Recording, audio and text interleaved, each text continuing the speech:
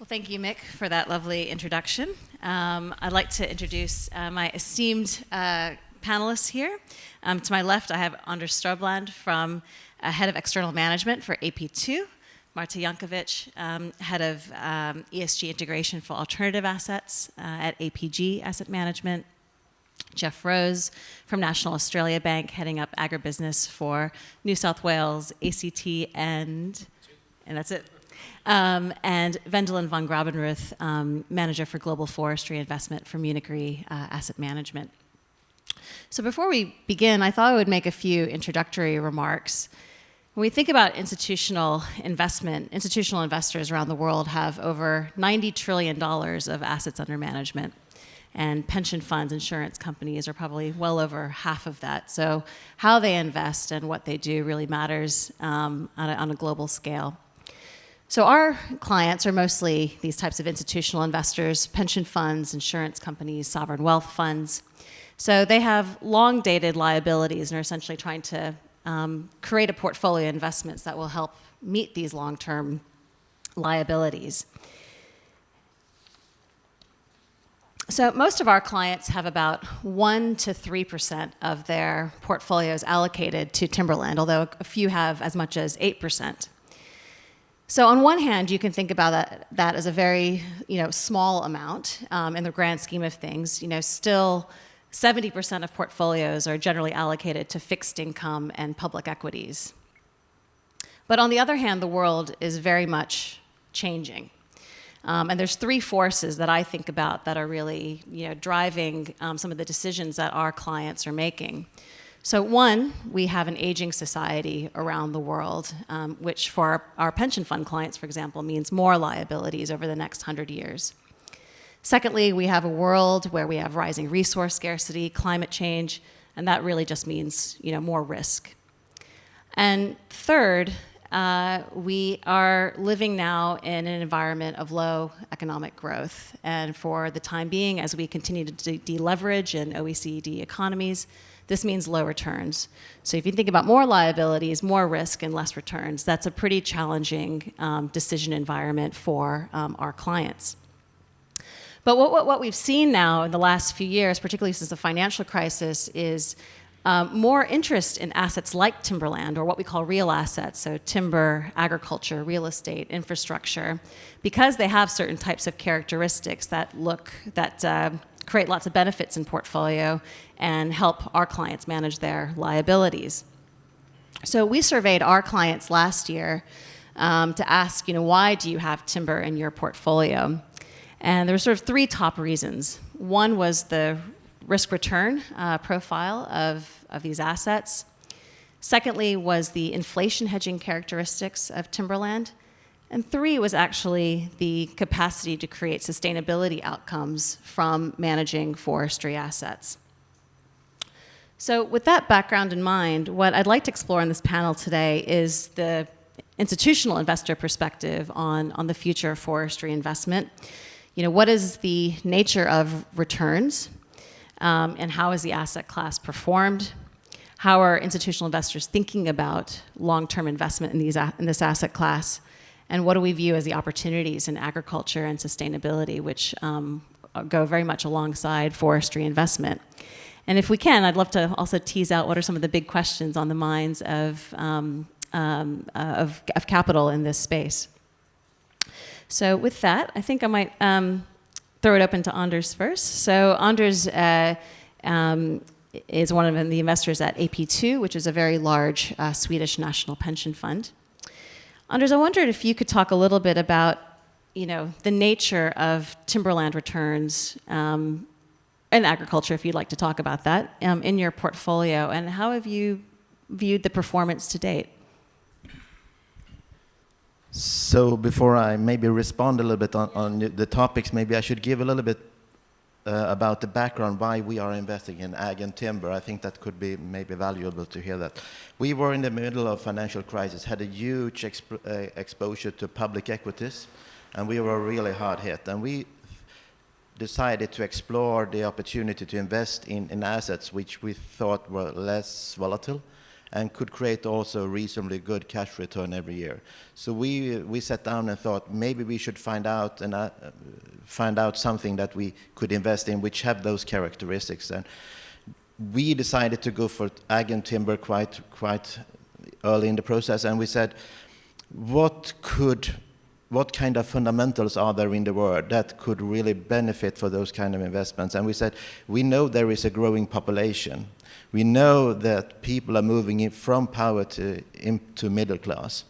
We think there is a huge opportunity for technology innovation, both in ag and in timber, to create good returns. We also think there is a need for the world to think about renewable assets that could be used for the long term. So adding up in this kind of discussion, we said this is something that we should explore. And we started to think about it and how to implement it as well. So we started to invest, in fact, in the middle of the financial crisis into those kind of assets. Then you asked how are the returns and what have come out of it. I think the first thing you should think about when investing in maybe ag and timber as well is that you should have some patience. The returns maybe not come the first day, as you can get it in global equities or in credit markets or whatever. You could have a quick return, but you have to have patience. And our board and our management team are aware of that situation, and we could live with not getting the full potential of those investments the first day, the first week, the first year, or maybe the first 5 years. And we have explored that. The returns may become a little bit later, and we could live with that because we have a long-term view on our investments. That's one thing. So I think from a financial standpoint, our returns has met the profile that we expected. And we expect the returns in those kind of assets should be the same expectations as we have for global equities in the long run, which is around 7% in the developed world. And we have achieved that. So we have come into assets with a lower volatility, we think with better downside protection, and the same returns that we could get from global equities. Something which is quite interesting maybe in this conference as well, to say the first one that we called when we said we should start to invest in timber and ag was David Blood. And David, we have used Generation as our global equity manager for quite a long time, and we have a focus on ESG, and said who could managing assets in a sustainable way with a lot of ESG focus, because we had no experience. And David was our first call, in fact. So that's quite fun. Thank you. Thanks, Anders. And actually, Wendelin, I'd be interested to also ask from a Munich Re, from an insurance perspective as well, if you could also address the same question. Good morning, everybody. My name is Wendelin Gravenreuth.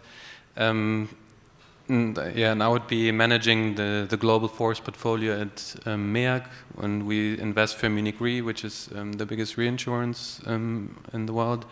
Actually, I can echo all of the comments that were made by Anders. So we started looking into this asset class in 2008 at MEAG.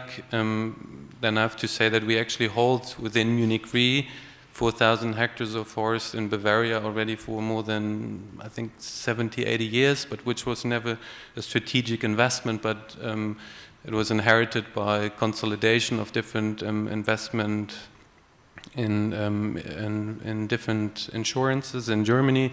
So we have had already experience with managing forests in Bavaria for a long period of time, and then with the financial crisis we this idea rose then, for the same reasons that Anders explained, to go further or to invest further in this asset class globally. So we developed a strategy on how to invest, and which was from the first day on global. First thing we realized that investments in Europe are very complicated due to the landowner structure. So it's very difficult to invest bigger or larger amounts of money than in this part of the world, and of course most experience in the world is in the US in this sector. So that's where we focused on, and I think we have then gradually kind of learned from starting with blind pool investments, meaning fund investments, and what we and let's say the process or learning curve we have taken was from not knowing anything about the assets to employing folks like me who studied forestry and going down the road to more to know better the characteristics of the asset class, and to also be able to take a decision then which asset is a good asset and which one is not. And we recently started also in the agriculture part. So talking about performances, as Anders said, we see this asset class as a long-term investment. I think until now it kind of fulfilled our expectations, but the expectation was not much cash flows in the first years after you have made a forest investment, especially if you talk about regions of the world like the Pacific Northwest, where you invest in Douglas fir and it just needs 60 years to grow, or 80. Or we hold an investment in Estonia, you talk about 80 years, so you need to, be patient, and as a reinsurance, we are not cash flow driven, but we want to create long-term values, and we want to actually be at the end invested forever, or for as long as Munich Re exists. Knock on wood. I don't know. So this was kind of driving us, and which leads us now also into rethinking the way investments are structured. Talking about funds, which are usually have a 10-year time horizon. This might necessarily not really fit to the asset class. Yeah, I think that's one of the points I'd like to come back to is around structure, because I actually think it dovetails a lot with the discussion that Dave brought up around production and conservation. So let's come back to that point. Geoff, so one of the reasons why we wanted to have you here today was particularly here in the Australian context, it's rather unique because forestry and agriculture live side by side, which is part of the Q&A we had earlier. Could you talk a little bit about, from a credit perspective or also institutional perspective, what do you see as, the nature of the agricultural asset class here in Australia, and, what are the returns looking like, or what are the opportunities? A bit of a broad question, but love to kick it off with you there. Thanks for that, Marta. Yeah. Look, as an asset class, it's looking really strong, and it's great that the financial crisis has brought so much focus onto the forestry sector and provided opportunities for diversification of risk with these long-term assets, and that's probably one of the issues that we face into. We see lots of pent-up demand for agricultural assets, but the scalability and the variability of returns has caused I suppose a reluctance for people to get involved in the industry, and I suppose the managed funds and the way that came to pass was also once again casts a shadow over the industry, and what New Forest has done in terms of bringing it, creating the scalability and the commercialisation and utilisation of the assets has been really first class, and that's why we're seeing this investment. And agriculture's trying to get there, but a lot of it is around understanding the investment class and having to be in for the long term. And I think the short-term horizons has really impacted the amount of investment that goes into the sector. Thanks, Geoff. So I'll try to come back to some of these various points and try to tie it together at the end. One of the things I also wanted to hit on, well, actually, before we go to that, I mean, from all three of the institutional investors here are invested in agriculture as well, or looking at agriculture. Can you give a little bit of a view on how, and including the sustainability perspective, Marta, how timber and agriculture compares in the portfolio? Anders, do you want to kick off? I think when it comes to sustainability, and they are naturally built in everything that we are doing independently of asset class. So I think it's not specifically targeting in timber or in ag. So, and we put a lot of effort on those topics, in fact.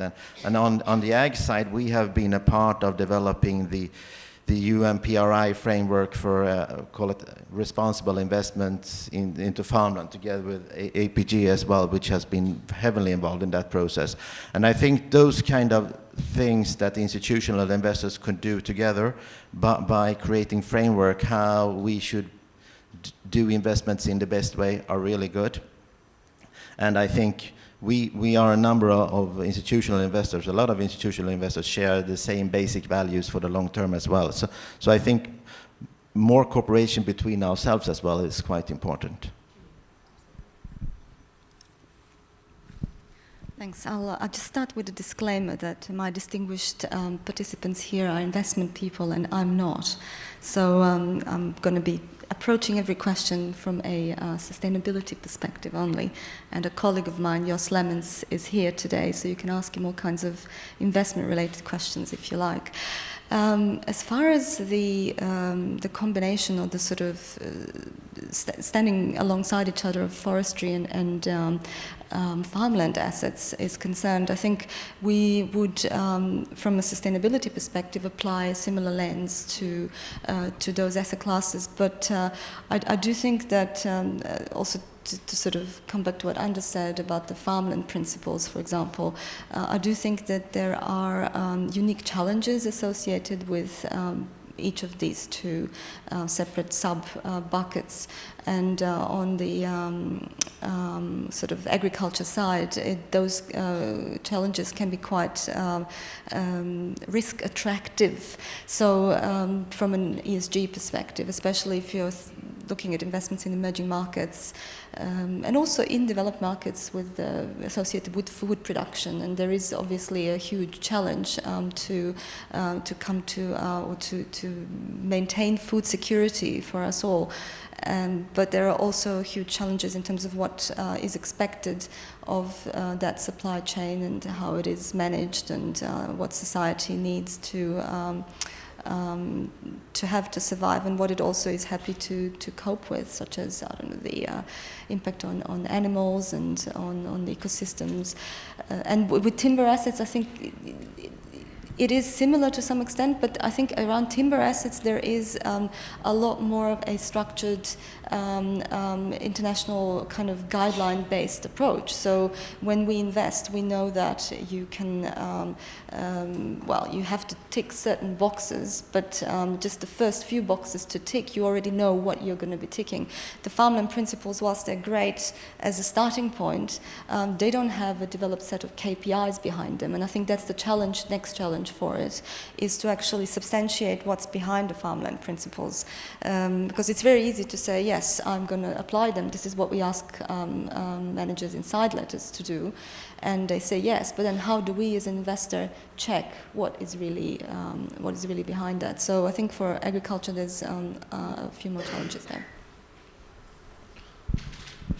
Yeah, I think from a sustainability point of view, we do significant surveys on our customers, and issues around sustainability and natural values is right up the top of their concerns. They obviously want to be around for a long time, and I think we're just going to see more and more requirement around sustainability and long-term practices to ensure that we're protecting those underlying assets. And it's great that it's being driven from the farmers as well. Mm. So, and I know that, you know, both internally in the bank and you know, across the investment community, you know, sustainable resource management is going to become more and more prevalent. Yeah, maybe from a return perspective, I think there's different cash flow profiles linked to these different asset classes. And that's why, why one maybe should start thinking about both asset classes being one form of a land use at the end. Let's say my company, we still have an allocation for agriculture and an allocation for forestry coming down here to Australia. I had to see that our forest investments are investments which could be pasture land, could be crop, could be eucalypt or something different, you know. So so this border, especially in countries like Australia, I think is not as clear as it is in my country, where something is by law forest and something is by law agricultural land, you know. And so there's no way that you approach these two asset classes with this highest best use maybe approach, but there is already a distinction from the beginning on. So maybe one talking about the differences, one has to take into consideration just the cultural background of a nation, meaning in Germany there's certain reasons why something is forced and why not.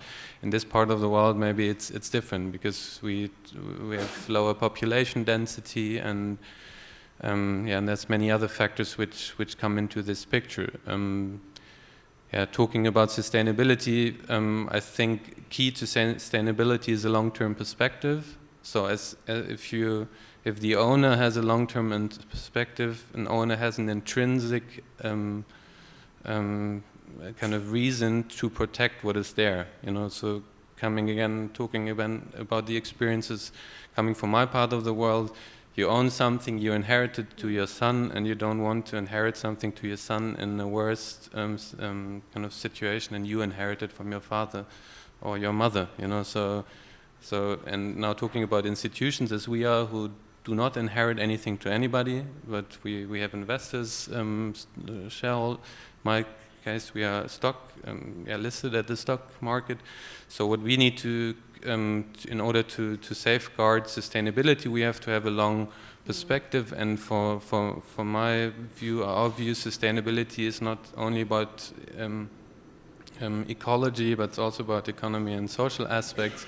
So when David Brand said, and that's something which I found very good to see about this part of the world, we want to create values, we want to pay wages, we want to, at the end, involve society in a way, and also people living from this sector, being able to live from this sector. And I think we can only safeguard this if the owners have a long-term perspective and create values. So I'm always trying to emphasize as a forester that sustainability has 3 pillars, and one has to, and if something is not economically viable, it will never, the ecological function will just be undervalued.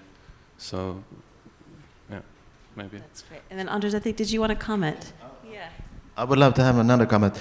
I think when we are selecting managers to doing farmland or timberland investments for us, something that we think are extraordinarily important is things that you couldn't see on paper. There are a lot of people saying that we will follow that, and they maybe do. But in the end, what we are trying to do when we are meeting managers is how the organization as such work. Is this organization really have the values into the whole organization that we could trust? Because it's a lot of, as David Brand said in the beginning, it's people's business in fact in the end. Could we trust those people? And that's the reason why we are spending enormously of time just traveling around and meeting not only the headquarters of the managers, but also those who are in New Zealand and managing assets for us there or somewhere else in the world. No, that's great. It's very helpful. I want to touch on one of the comments I think both Wendelin made and Anders, you're getting at. So most institutional investors have strategic allocation policies. So they're investing this much in equities, this much in fixed income, and this much in timber. But the world is a pretty complex place. And we even see this in timber and agriculture here in Australia. It's a continuum, but our clients have very strict ways of thinking about things. As the world gets more complex, we have more of these risks. We're thinking about bioeconomy, we're thinking about climate change. Do you think that there will be a move or a change in how institutional investors think about their asset allocation to try to address some of these challenges and issues facing your portfolio and your liabilities? I don't know if I'll leave that open. Someone wants to. Sorry for speaking all the time, but I think we are in a situation where we have exactly done what you are saying, Rada, by doing different asset classes. So I think a lot of investment will be more theme-based in the future than it is today. How do we address certain topics or certain directions that we think will happen? Will emerging markets, for example, grow more rapidly than developed markets? In that case, we maybe should invest in emerging markets in different type of assets, independently if it's equities or credit or whatever, or do we think that the CO2 footprint is an extraordinarily important topic in the future? Yes, we could invest in a number of different type of assets, but not necessarily driven by the quality asset class allocation, but some other things. I just wanted to comment also from a responsible investment perspective to mention that we have. Is this working? Yes, working. We have, in fact, one of our largest clients has just announced this month their new responsible investment policy. And one of the main tenets of that policy is that we will focus a lot more on investing in solutions to sustainability challenges. And we've also made some concrete objectives, such as the reduction of CO2 emissions by 25% by 2020, as well as doubling the so-called high sustainability investments from where they are now, 29 billion to, I think, 58 billion. Yeah, that's by 2020 as well. So that's a huge challenge, and I think at least the way we see it right now is rather from an asset allocation perspective. It's an existing sort of asset spread challenge, how to scale up from where we are now, and we will certainly see, I think, timber assets of the type that satisfy our objectives and that are also obviously, such as the types of assets you're operating, capable of being described as high sustainability investments. And so it is going to become a challenge, though, to think about this definition and what does it actually mean? What are these solutions to sustainability challenges or investments that contribute to a better and cleaner future? We're throwing around these terms. Many investors are. It's not us, but it is quite a big topic. And we need to be able to say what stands behind it when it is eventually invested. So going back to what Anders said previously about managers and looking at the managers and what the managers do, that is extremely important. It's extremely important not to take a box-ticking approach as an investor, to invest resources into actually being able to analyze and discuss with the managers sustainability issues, because there are a lot of investors out there who do not have those resources and they are constrained, and so they take a box-ticking approach. And with such an approach, you are open and vulnerable as an investor to your beneficiaries, who can easily challenge what you're doing and say, well, you said you're going to reduce CO2 emissions, and it's 2020 now, and this is what your report says. Let's have a sort of audit approach to this and really drill down. How exactly did you structure this, and how are you going to able to sort of substantiate it? So I think that sort of going back to timber investments as a topic, that will make it extremely important for managers to be able to measure the impact of what they do. So not just that this is a timber asset or this is an agricultural investment, but what is the impact of that? What are the key performance indicators of what you're trying to achieve, and how are we as investors going to be able to compare the managers against each other? Right now, you can only compare them against themselves, against the framework that it's internally set up. So, not to take up too much time, but this is it's an amazing future. I see all kinds of possibilities for long-term investors, and but I see also challenges where we need to really stay focused on the finer detail as well, not to lose the finer detail in this.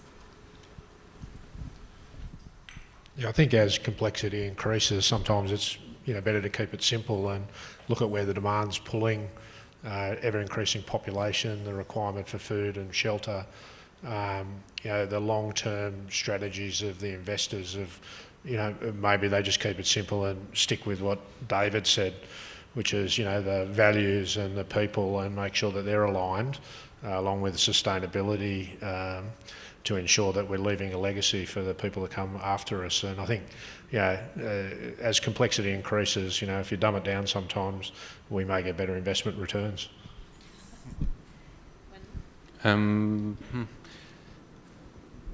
I think one important point for us is certainly that we don't do forest investments to do, let's say, to tick the box that we do something kind of, I don't know what's sustainable. So we look at any of our asset classes independently, and at the end, we want to achieve returns that satisfy our client. So. And this comes also back maybe to one question that was raised to Dave this morning, is that so we don't want to segregate functions, meaning by doing something unsustainable here and something sustainable here, and then kind of showing off that how sustainable we are in this part. This is not the way I think forest, how our investment strategy works. But we look at each asset class independently. And talking about forest, the forest sector, I just at the end, this, as you also said, it is important to just know which criteria actually you measure sustainability with. And I would say, comparing the forest sector to other sectors, I think that we are already very far down the road in showing by complying voluntarily to criteria that I think none of the other sectors do. I don't want to, but just look in other sectors. I think that in the forest sector has done already a very good job, and we do this voluntarily, meaning there's 2 certification schemes, BFC and FSC, and they are driven by the managers who think that they need to show society how good they actually do what they do. So it's not that. So, and I think this is something that we need to be always very, that we try to be very careful about. And then also knowing that sustainability is not a certain status, but it's a moving target. And as society changes, also the definition of sustainability changes. So how to weigh these different elements of sustainability is pretty complex, and maybe something which is sustainable to somebody down here is not sustainable to somebody who lives in downtown Munich. So there's these differences, and one needs to be very careful about not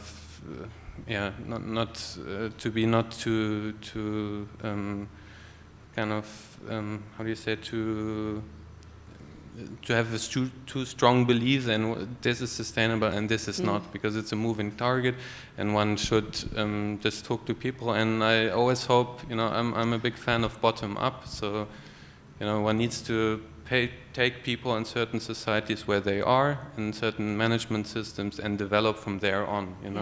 So you can't come with telling this is not sustainable what you do, and we tell you how to do it, but it needs to be, it's an evolving system.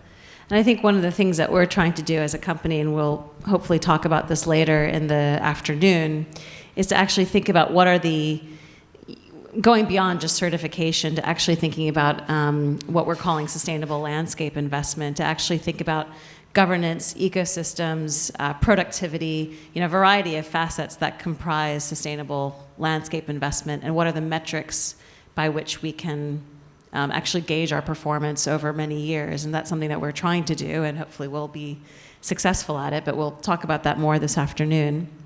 One of the last things, I think we have a few minutes left, one of the last questions I wanted to ask was,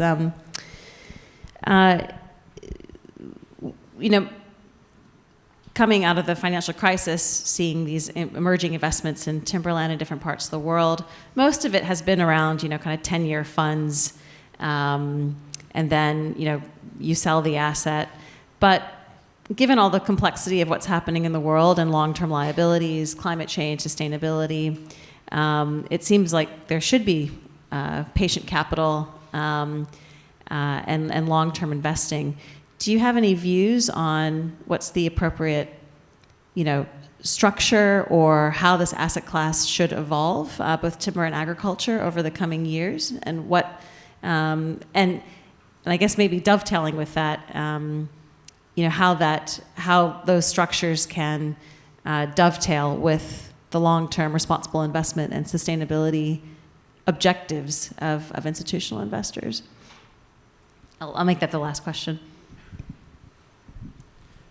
I think there is a lot of improvements to be done, in fact, in the sector. I think timber is an asset that is not suitable for doing those kind of private equity structures, in fact, in the long term. What's happening, in fact, is that New Forest is buying timber assets, then after 8 years they're selling off to Hancock, and then after 8 years they're selling off to GFP, and we are investors in all of 3 of those. It just become ridiculous that we are paying a lot of transaction fees during that time. So I think that's one thing. So I think we are 3 institutional investors here on the scene today. I think it's I think it would be a better solution if we could agree that we take a long-term view on some of the assets, and we are clubbing together and say, this is an asset that we would love to own for a long time, and we think there is a manager, any of those 3 maybe, not today, but in generally, it's only one manager, I know. And we could pick a manager, and saying, we trust you, we think you have the right values, and we think you can managing those assets in this part of the world for us in a very trustworthy way with a sustainable background and so on. So I think that's the way how we should do it. And in fact, I think there's maybe a little bit development on your side, but it's also a little bit of development between ourselves as well. And that's maybe something that we need to develop better networking between among ourselves as institutional investors. I think that's an excellent point, and investors should work together more, also in defining what they mean by sustainability, so that we are aligned not just on what we expect from a risk-return perspective, long-term investment perspective, but also what we expect from a sustainability point of view. I should also add that even though I believe that long-term structures are probably a good idea, I think you also need to think about what are the sort of downsides of that, and how would you manage them, because like with long-term structures that exist in, say, infrastructure, you need to be able to know when can you exit as an investor. What if there is underperformance? What if your investment objectives change and you just need to go, and so who's going to take your share and how you're going to manage it? So there are some challenges there that investors should think about, and they, I'm sure, can be managed well, but it's not as easy as saying, yeah, let's just make it a long-term thing and just sort of stick in it for a long time without having the requisite ability also to manage an exit.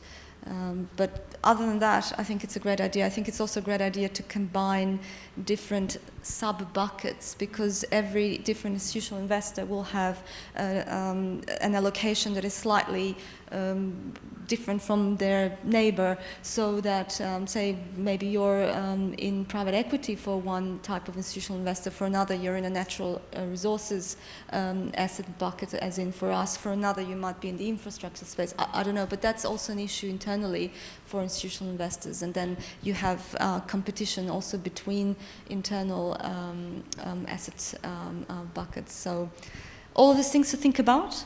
I might actually just call it there. Unfortunately, we can't keep going, but because we're just finishing up the panel. But yes, I would just say, going into the next panels, I think those are some of the things that we'll have to think about in terms of matching the opportunities in forestry and timberland to the actual constraints faced by our clients, but also the opportunities that they're looking for. So maybe we can talk about that during the course of the day. Thank you to my panelists and all the very interesting ideas, and look forward to having more discussions in the near future.